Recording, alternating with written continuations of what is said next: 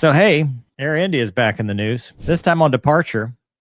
On 12 June, just 38 hours after the deadly Air India Flight 171 crash, which, by the way, in 4 days, they're supposed to have their initial report, which doesn't sound like it's going to say much. But during takeoff, the Boeing 777 Flight 187 lost 900 feet in altitude, triggered the stall alert, don't sink JIPWAS alert, and they had a dangerous loss of lift. They managed to stabilize the aircraft and then completed the flight, but they've been grounded by India's aviation regulator.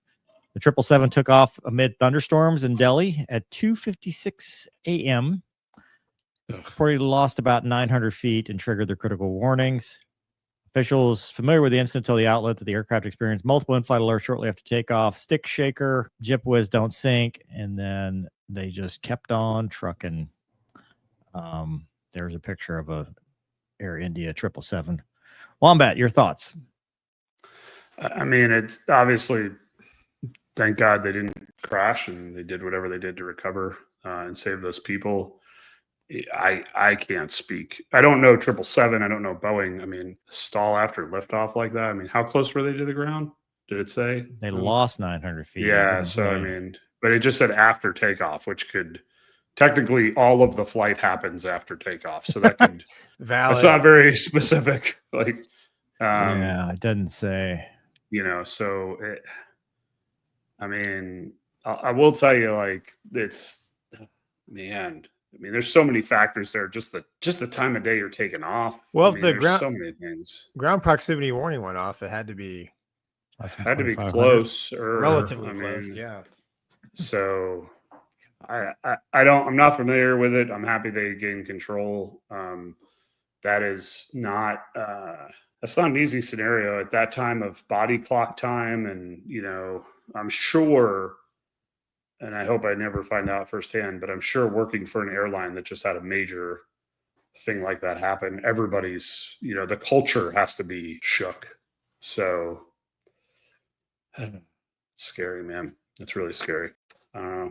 Yeah, I wonder. I mean, like Wombat said, thank God, like they recovered and everybody's okay. That's awesome. Sure. I'm always curious in modern jetliner like that. How did you get to that point? Because like Mover talked about the 7-8 and how it is a amazing airplane as far as keeping you flying.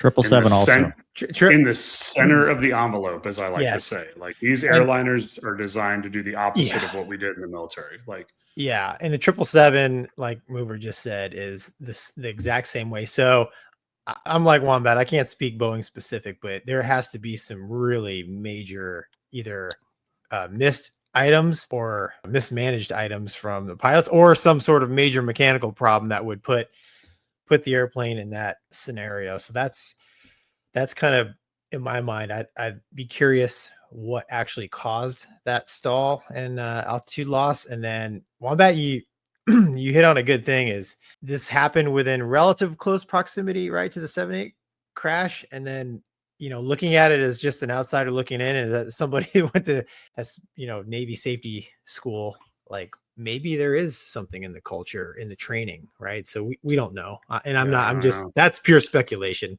but you have to just wonder two jets on takeoff or relatively close to the ground, having some issues. One of them didn't turn out very well. But I mean, I'm sure the investigation is probably looking at the training culture at Air India. It better be looking at all the culture. I mean, it can't be a good place to work right now. Like it just can't. Like, under a lot of scrutiny. So, and Mover, like you said, in 4 days, right? We're supposed to have something else. So they've had the black boxes. I think they've been digging into those things since the 24th of June. So I mean, hopefully something comes out of it. Yeah, I don't know. Yeah. I don't know though. What do you think? It's interesting. It brings up thunderstorms, right? Because the first thing I thought of was wind shear. More of that, yeah. But burst or something. Yeah, the question I had would be, did they have the radar turned on?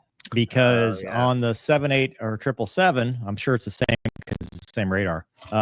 You get wind shear alerts, predictive or actual, on takeoff roll or in taking off, and you would hear it if they're hearing "don't sink," which it's not necessarily that they stalled. They may not have stalled the aircraft. I mean, stick shaker does not mean stall. No. You know, that does not necessarily mean stall. Now, losing 900 feet. So I would wonder if they got into wind shear and either didn't have the radar on to warn them, you know, or Does it not come on automatically? you have to turn the radar on. Mhm. You can not turn the thing on. If it's on, it'll automatically all the See, all now the you're features. making me guess my systems because I'm like, I think in ours it'll give wind shear alerts even if it's not on. That's a good question. I don't know. Certain versions Now, of what I fly. now you're 'Cause we- getting into the 80 knots to whatever it comes. Yeah, we Gets have, you. well, now I know our procedures are to take off with the radar on.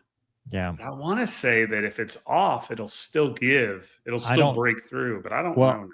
The reason I just say turn that, it on because but it could be omitted from the report. Sure. But then why are they grounding these guys? Right? Like you're thinking, Yeah, there's something going on. There's right? for sure something going on. There's Well- also the Boeing ism where and this is on the 787, but it could apply to the 777. Both aircraft, Boeing has the VNAV. If you capture the wrong altitude, and if you've got the wrong altitude, like if it's the field elevation instead of your first fix, like if you Mhm. reset it and didn't reset it, when it tries to level off, it'll pull the auto throttles back. Like it'll Mhm. start throttling back, which if you're not paying attention, you could could get be into bad. a stick shaker thing. I mean, remember this happened to American crews in Honolulu. Yep. Yeah. What was Yeah. it? Maui. Yeah. They almost Yeah. crashed. Yeah.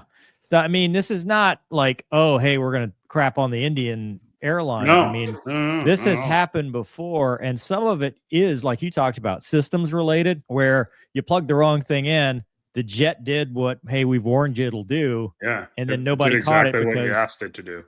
it's 2 a.m. and body Mhm. clock, like you talked about, they're fatigued, or a wind shear microburst situation where maybe they didn't get the predictive wind shear, they didn't get the wind shear alert. The only reason I kind of discount that is because to me that's an easy, hey, they did an escape maneuver, they only lost 900 feet.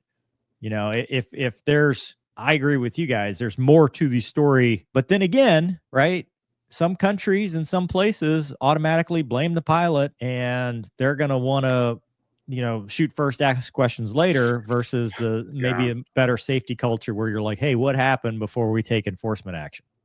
Well, and additionally to that is even if it was a wind shear issue and they did the escape maneuver and they lost 900 feet and they saved the day, what if it was because they didn't turn the radar on, or what if it was because the radar failed in that form or something, right? I mean, could very well be all of that, which is obviously.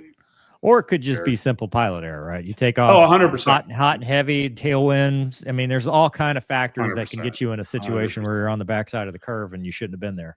And at 2:30 in the morning, lots of them rear their ugly heads. So, so I'm just happy everybody made it out. Thank God.